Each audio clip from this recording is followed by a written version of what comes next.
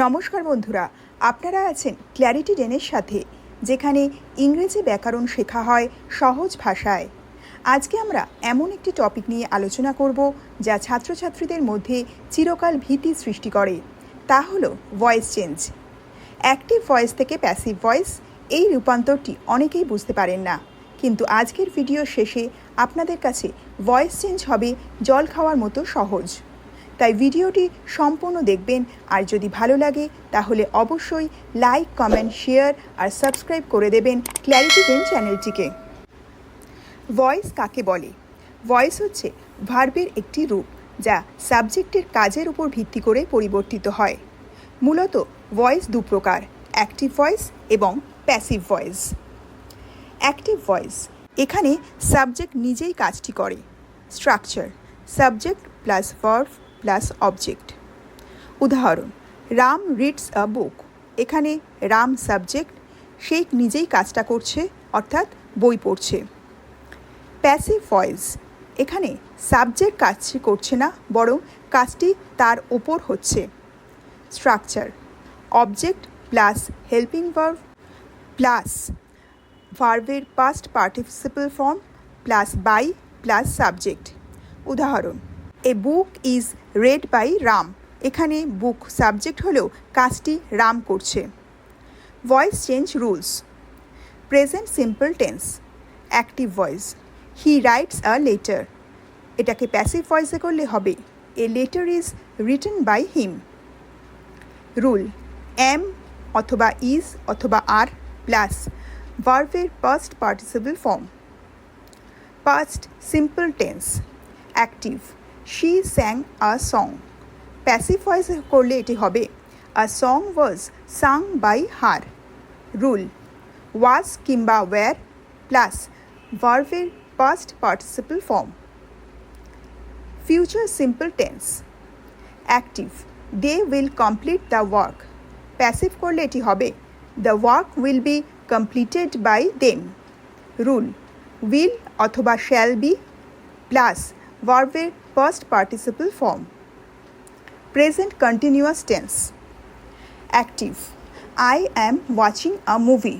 Passive: a movie is being watched by me. Rule: am অথবা is অথবা are plus being plus past participle. Past continuous tense, active. He was eating rice. Passive: rice was being eaten by him. Rules: was কিংবা were plus being plus ভার্বের past participle. Present perfect tense, active.